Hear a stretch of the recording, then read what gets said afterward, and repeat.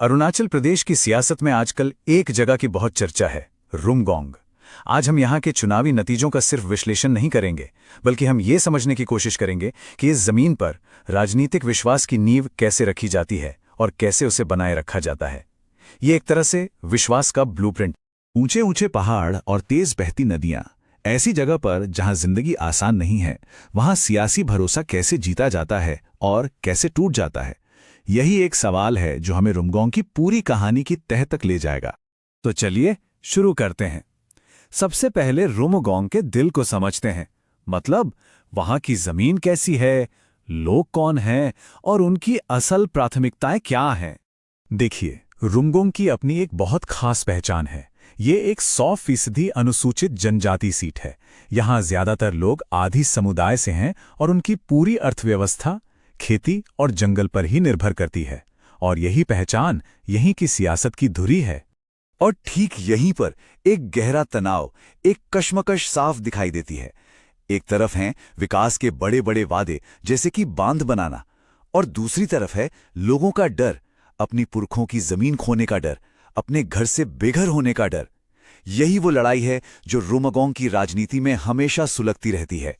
अच्छा, अब जरा 2024 के चुनाव के आंकड़ों पर नजर डालते हैं, क्योंकि आंकड़े कभी झूठ नहीं बोलते। और रुमगोंग के ये आंकड़े एक बहुत ही साफ कहानी बयान कर रहे हैं। 88% से भी ज्यादा, 88.04%, ये 2024 में रुमगोंग का वोटर टर्नआउट है। ये कोई छोटा नंबर नहीं है। ये बताता है कि यहाँ के लोग अपने हक को लेकर कितने जागरूक हैं। उनकी आवाज को कोई भी नजरअंदाज नहीं कर सकता। अब नतीजों को देखिए, तस्वीर बिल्कुल साफ है। बीजेपी को मिले लगभग 52.5% वोट और एनपीपी को करीब 42%। यानी मुकाबला असल में इन्हीं दो पार्टियों के बीच था। और इंडियन नेशनल कांग्रेस, उनका वोट शेयर 1% का आधा भी नहीं था, सिर्फ 0.46%। 51। जी हां, आपने सही सुना। पूरी कॉन्स्टिट्युएंसी में इंडियन नेशनल कांग्रेस को मिले कुल वोटों की संख्या थी सिर्फ 51।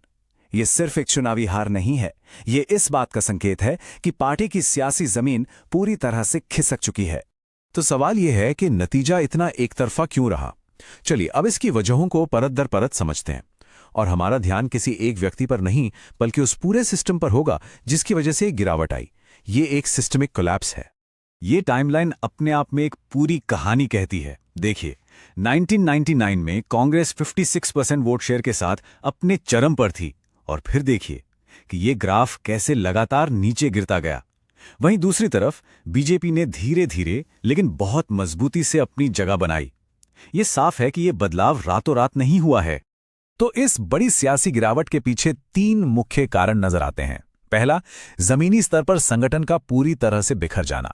दूसरा, लीडरशिप का संकट, मतलब नेताओं का बार बार पार्टी बदलना। और तीसरा और सबसे अहम, एक नैरेटिव गैप, यानी जनता से जुड़ने वाली कहानी का ना होना। और यही हमें रुककर सोचना होगा। हमारा संविधान हर नागरिक को गरिमा और अभिव्यक्ति की स्वतंत्रता देता है, लेकिन एक स्वस्थ लोकतंत्र के लिए यह भी जरूरी है कि राजनीतिक संवाद जिम्मेदार हो और लोगों को सही जानकारी दे। जब सिस्टम कमजोर होता है तो ये संवाद भी टूट जाता है। इन सब आंकड़ों और विश्लेषण के पीछे लोगों की असल परेशानियां छिपी हैं। वो क्या कहते हैं? हमारे गांव आज भी दुनिया से कटे हुए हैं, हमारे अस्पतालों में सुविधाएं नहीं हैं और हमारे नौजवानों के पास कोई काम नहीं है। ये सिर्फ एक वाक्य नहीं, ये रुमगोंग के लोगों की आवाज है। तो यहां से आगे का रास्ता क्या है? अगर कोई मौजूदा व्यवस्था को चुनौती देना चाहता है तो उसे क्या करना होगा? समस्या तो हमने समझ ली, अब समाधान की रूपरेखा क्या होनी चाहिए? तो अब बात करते हैं उस ब्लूप्रिंट की, जिससे रुमगोंग का भरोसा दोबारा जीता जा सकता है। ये एक ऐसी रणनीति है जो हवा में नहीं, बल्कि जमीन से जुड़कर बिल्कुल जीरो से शुरू करने का रास्ता दिखाती है। ये रणनीति 4 बहुत मजबूत पिलर्स पर खड़ी है। पहला, एक सही उम्मीदवार। दूसरा, जमीन पर बना एक ठोस संगठन। तीसरा, एक ऐसी कहानी जो राष्ट्रीय नहीं बल्कि हाइपर लोकल हो, जो सीधे लोगों के मुद्दों से जुड़े। और चौथा, आज के जमाने के सही संसाधन। चलिए एक एक करके इन्हें समझते हैं। यहां किस तरह का उम्मीदवार चाहिए? उसे हम कह सकते हैं ट्राइबल डेवलपमेंट कैटलिस्ट, मतलब एक स्थानीय आदि नेता जिसकी छवि एकदम साफ सुथरी हो, जिसका लोगों की सेवा करने का रिकॉर्ड हो और जो बार बार दल बदलने के लिए ना जाना जाता हो, क्योंकि यहां विश्वसनीयता ही सबसे बड़ी पूंजी है। बात नैरेटिव की करें तो कहानी को पूरी तरह बदलना होगा। जहां राष्ट्रीय सुरक्षा की बात होती है वहां रुम्बोंग की आवाज होनी चाहिए, पहले रुम्बोंग बांध बाद में। जहां केंद्र की बड़ी योजनाओं का जिक्र हो वहां बात होनी चाहिए स्थानीय नौकरियों और लोकल इंफ्रास्ट्रक्चर की। ऊपर से किए गए वादों की जगह जमीनी शिकायतों का समाधान होना चाहिए। और आज के जमाने में सही संसाधनों का इस्तेमाल बहुत जरूरी है। इसका मतलब महंगी रैलियां नहीं, बल्कि स्मार्ट कम्युनिकेशन है।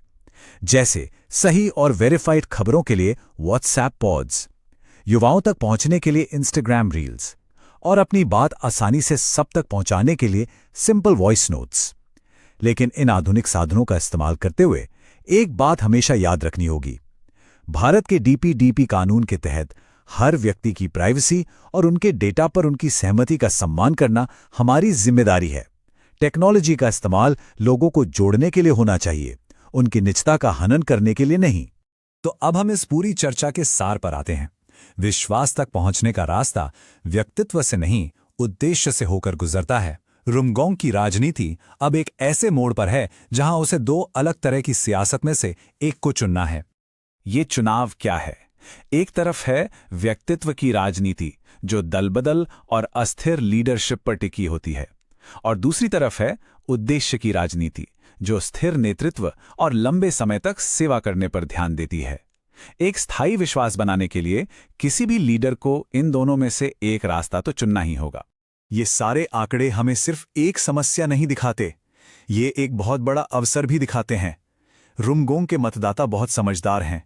वो सिर्फ वादे नहीं, काम चाहते हैं, और वे एक ऐसे विकल्प का इंतजार कर रहे हैं जो उनकी असली स्थानीय चिंताओं को समझे और उन्हें दूर करने का दम रखे। और आखिर में ये एक सवाल है जो हर किसी को, हर लीडर को खुद से पूछना चाहिए। असली मकसद क्या है? सिर्फ एक चुनाव जीत लेना, या फिर शासन की एक ऐसी संस्था बनाना जो आने वाली कई पीढ़ियों की सेवा कर सके? ये सवाल सिर्फ रणनीति का नहीं, नियत का है। अगर आप एक जनकेंद्रित नेता बनना चाहते हैं और अपने निर्वाचन क्षेत्र का उत्थान करना चाहते हैं तो blueprintstrategies.ai से mgr@blueprintstrategies.ai पर संपर्क करें या 08042041602 पर कॉल करें। राजनीति से परे उद्देश्य।